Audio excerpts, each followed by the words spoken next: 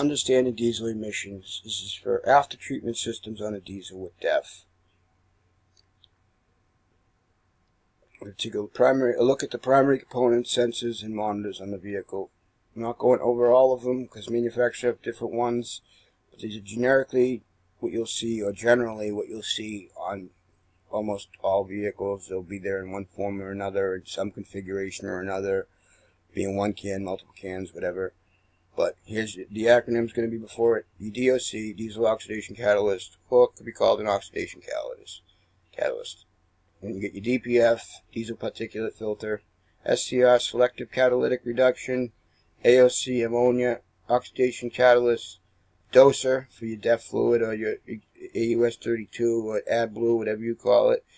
It's going to be an injector for that. Then you got EGR for your exhaust gas recirculation, fuel injector or post-combustion injector. You're going to have a fuel injector to put hydrocarbons into the DOC to light off your DPF.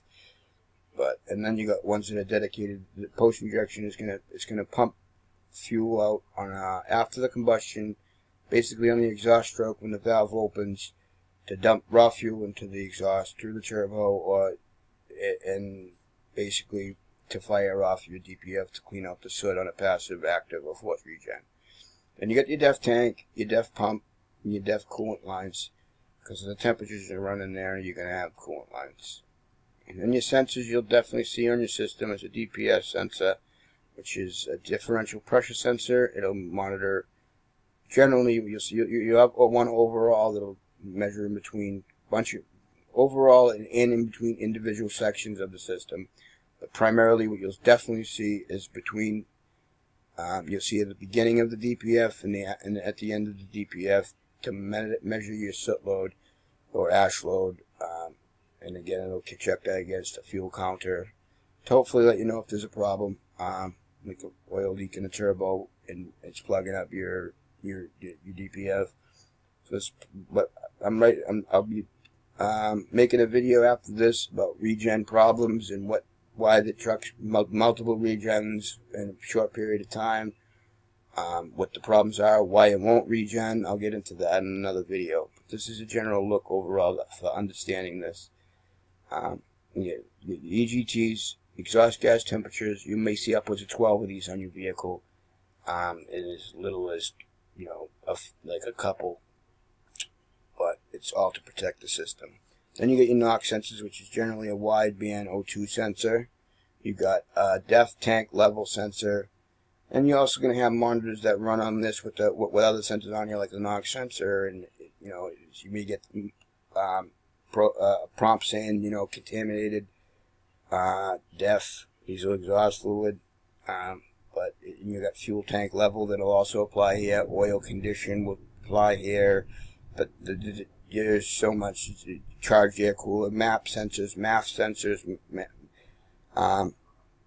mass airflow sensors, and manifold absolute pressure sensors, coolant temperatures, engine temperatures, exhaust gas temperatures, a lot of even transmission things will apply. Even transmission sensors are valued. They're all checked against preset values to determine whether the system is acting properly or regen's possible. Monitors, you're gonna have a monitor on the differential pressure system. Like I said, to monitor your soot load and ash load. You're gonna have EGT monitors. This is to protect the system. It's to make sure that there's no damage done to your engine or the system. Depending on, your sensors should be making sure there's no damage to the engine, but it's also going to check against those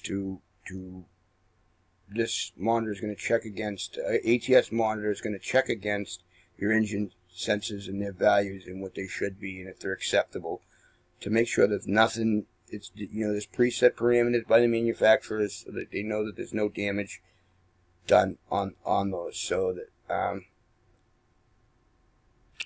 basically on the system or the engine. So yeah, you're gonna have your transmission will come into play when you're doing passive regen, but we'll get into that in a second. Here's your DOC.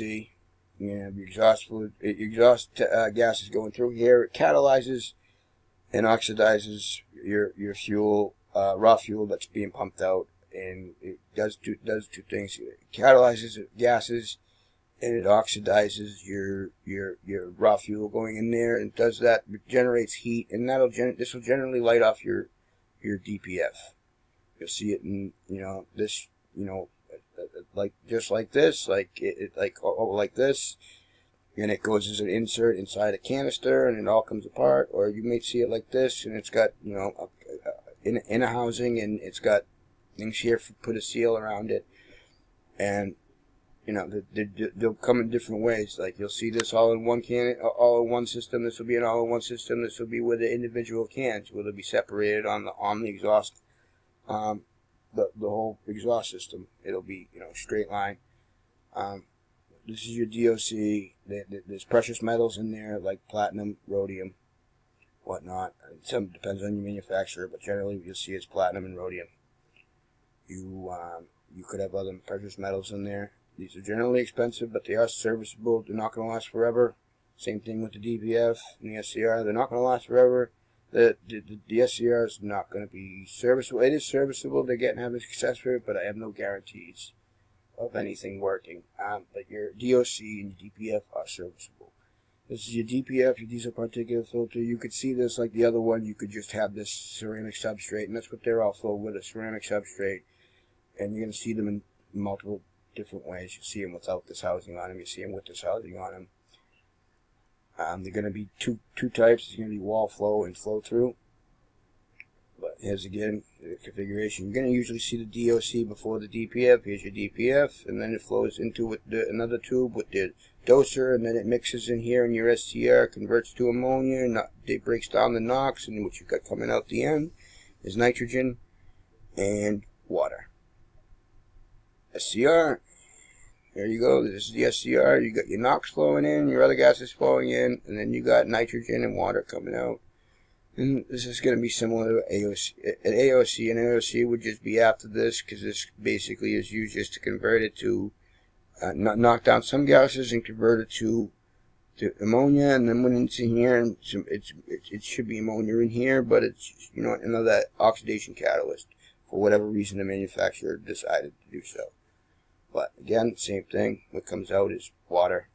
Same thing here. You got your gases coming in. You got your NOx gases coming in. You got them converting in here, and you got see it converting to ammonia, and it's knocking down these gases, and then it's being catalyzed in here, and then it converts it to H2O and nitrogen.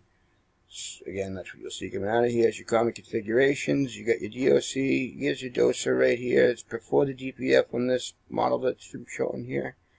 And it's so that your fluid will run through the DPF into the SCR, and then it would convert in here. So it'll convert to ammonia in here. You just don't put ammonia in them because it's toxic solvent. And here's one showing the engine, because the engine has a lot to do with this system. It checks values, but there you go. There's a doser. It says HC doser, hydrocarbon. That's what fuel is. That's what diesel fuel is. It's hydrocarbon. And you get your DOC, because this lights off your DPF. Helps burning on a regen cycle. But other than that, these systems are still doing something outside of just the regen. You got them, converting gases, reducing particulate matter. Here's where it catches the particulate matter. Here's where the rest of the gases are converted to nitrogen and H2O. And this is a configuration you'll see generally on a day cab truck underneath one of the doors where a fuel tank would have been. Generally, I see it on the passenger side, or under the truck, or flipped up in a straight up configuration for an exhaust stack. But that's what you'll see. And here we go into regeneration. A regeneration is a cycle process. Your vehicle will go into with preset parameters, and they're set for multiple criteria. Values like, engine temperature, coolant temperature, fuel level, DEF level that's not contaminated, and this is usually accompanied by a differential pressure of note. Like I told you, there's going to be differential pressures, but it's going to measure it against a fuel counter, or because the engine knows how much fuel it runs through to justify a cycle, along with other checks to verify it's okay to safely continue. Then you got types of regen. You got a passive regen. This is basically done on highway driving, under load, Under load means you're on the throttle and it's, carrying its weight, so it's under load.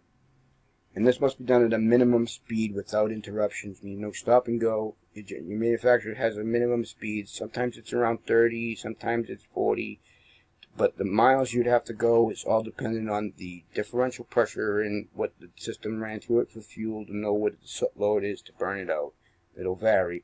And then your active regen is a prompt you'll get that regen is required. It means that multiple times to try to do a passive regen, they were not attempted due to conditions, or they couldn't be completed due to the parameters of the conditions. But your vehicle requires one, so they ask you to do a parked regen, which is what the active regen is, or a static regen, you may hear it called.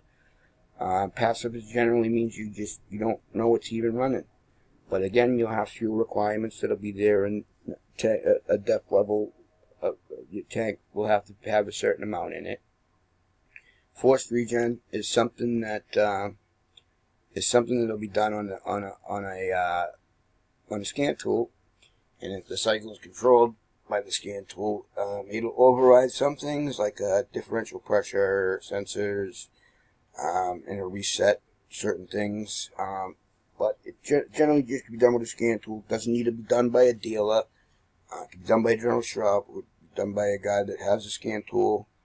And one scan tool isn't going to be enough. There's going to be multiple scan tools out there. You're going to need multiple scan tools. Because one scan tool, even though these things are expensive, upwards of $10,000, you're going to need them for certain makes and models. Lots of different engines out there: Detroit, Volvo, Cummins. There's just all the different manufacturers. You got Mitsubishi Fuso, Hino. Some will have a scan tool that'll work, but not all of them will work together. Not all of them will work on. There's not one scan tool that'll work on all trucks, or all trucks and do all the functions. I mean, they'll scan the trucks, but they're not going to work on them all. DEF, or Aqueous Urea Solution 32, has many names, including AdBlue and whatever else Canada calls it. This is a fluid made up of deionized water. It's automotive grade urea. It's mixed in a machine, so don't try and mix your own. It's got a date on it. It should only have it should have a date within a year. It'll give you a year of basically this year of shelf life. That does change. What I mean by change, it means it could be shorter. It shouldn't be left in areas above 86 degrees Fahrenheit, nor should it be left in direct sunlight, because they'll decrease that year down to a shorter window. What happens? It can crystallize. It can plug up your doser, your DEF injector. And due to sensors and monitors, you'll need to have this fluid. It's not going to burn out real fast. It's a couple tankfuls on a big truck. Could be a whole oil change on a car. But it will, however, let you go a set distance before a derate or limp or a no start. So if you get into complete limp, or it won't even let you go above 5 miles an hour, chances are you shut it off. It won't restart until you put DEF in it. And that it should reset itself. But you can't trick this thing. If you try to trick it, you may get away with it for a little bit. It's going to know throughout its monitors that the NOx aren't being reduced. And it's going to shut you down and say contaminated fluid, exhaust fluid. And you're going to have to drain it out and put regular DEF in it. It's set at 32.5% for a reason. 32.5% urea, 67.5% deionized water. It's set that way for a reason because of freezing temperatures. It freezes around 12 degrees, can expand up to 7%. So it could cause breakage. So that's why when you got a pump on there, it'll pump to the doser and back into the tank so that there's no breakage in the lines. Now, when you're filling this system, there's a filler on it. It's a blue cap. Make sure you look for the blue cap. The tank may be a variety of locations. It's going to have a blue cap. Do not put diesel in this, and do not put DEF in the diesel tank. But this is a general overview. We're going to get into regens in my next video. What the problems are, why they won't regen, problems people are having, why it's doing multiple regens, and so on. You can ask me questions, comment below. But and I'll get back to you as soon as I can.